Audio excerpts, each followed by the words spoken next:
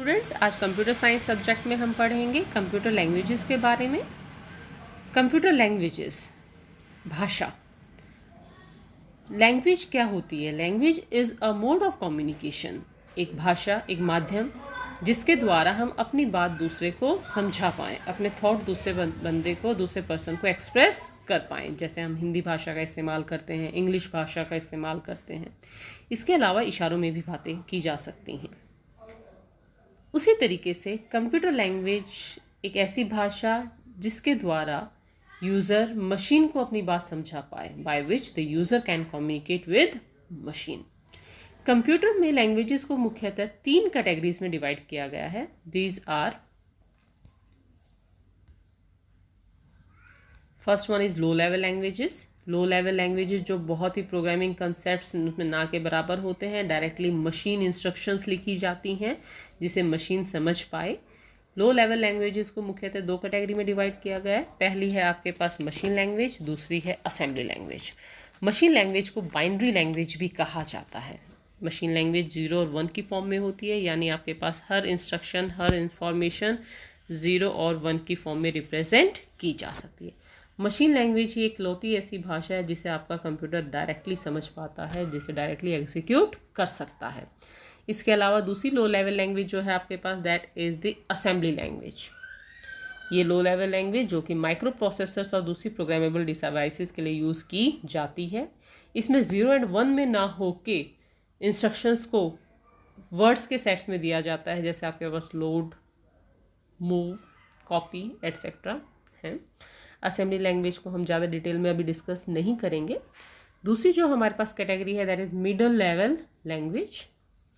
एक ऐसी लैंग्वेज जो हाई लेवल और लो लेवल के मिडल है, बीच की है, यानी जो कुछ हद तक लो लेवल लैंग्वेज के करीब है, कुछ हद तक हाई लेवल लैंग्वेज के करीब है।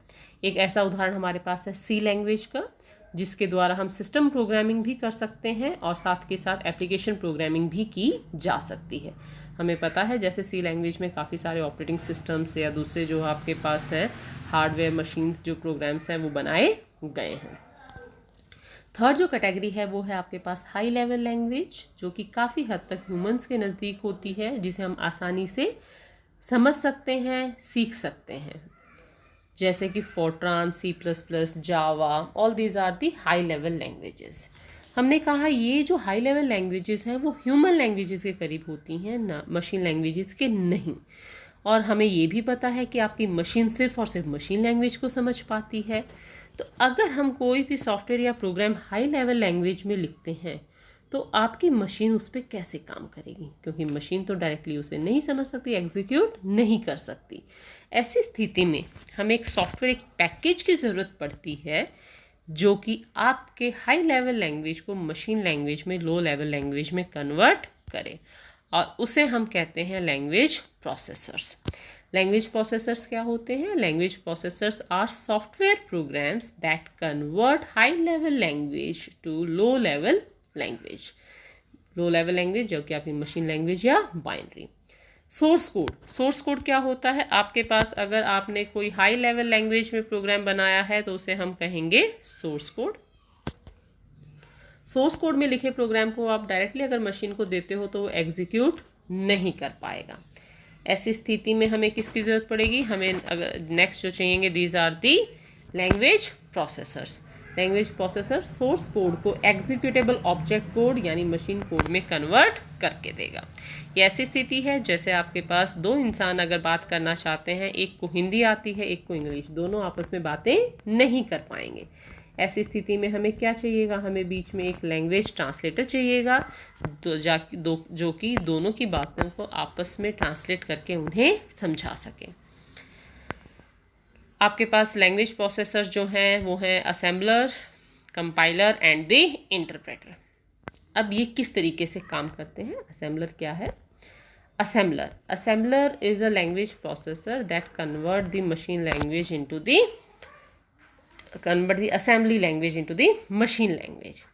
उसके बाद आते हैं कंपाइलर और इंटरप्रेटर, जो दोनों ही आपके पास हाई लेवल लैंग्वेज को machine level language object code में कन्वर्ट करते हैं। फिर दोनों में अंतर क्या है? दोनों में अंतर है उनके कार्य करने का तरीका। कंपाइलर जब आपके सोर्स कोड को कन्वर्ट करता है मशीन कोड में, it convert it into the one go.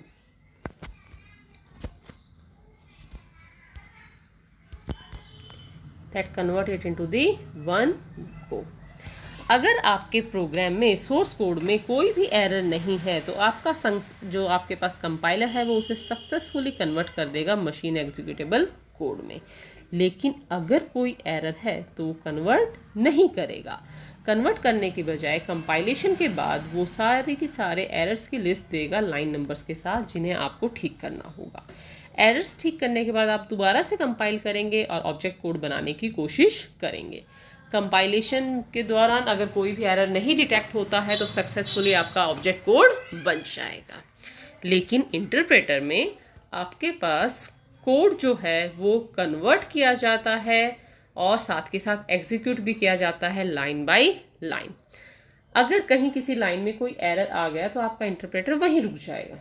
आप एरर रिमूव कीजिए और फिर वो वहीं से रिज्यूम करेगा। कंपाइलर आपके पास फास्ट होते हैं, इंटरप्रेटर स्लो होते हैं। क्यों? कंपाइलर्स में कंपाइलेशन के बाद एक बार ऑब्जेक्ट कोड अगर बन गया है तो दोबारा आपको उसे हर बार कंपाइल करने की आवश्यकता नहीं है। आप डायरेक्टली आप उस ऑब्जेक्ट कोड को एग्जीक्यूट कर सकते हैं। पर इंटरप्रेटर में ऐसा नहीं है। जितनी बार भी आपको प्रोग्राम ना होगा, सोर्स कोड जो है वो आपके पास कन्वर्ट होगा ऑब्जेक्ट कोड में और साथ के साथ एग्जीक्यूट भी होगा। इसलिए कंपाइलर फास्ट भी हैं और लो मेमोरी भी लेते हैं, लेकिन इंटरप्रेटर में ऐसा नहीं है। तो ये थे आपके पास कंप्यूटर लैंग्वेजेस के बारे में बेसिक जानकारी। आप सबसे फिर से एक बार निवेदन है कि कृपया चैनल को सब्सक्राइब कीजिए, बेल बटन को प्रेस कीजिए ताकि आपके पास नोटिफिकेशंस आ सकें, और शेयर कीजिए अगर आपको लगता है आपका कोई दोस्त जो है वो इससे बेनिफिट ले सकता है। इस टॉपिक से रिलेटेड आपको अगर कोई भी डाउट्स या असाइनमेंट्स हैं तो प्लीज़ मुझे कमेंट कीजिए। धन्यवाद।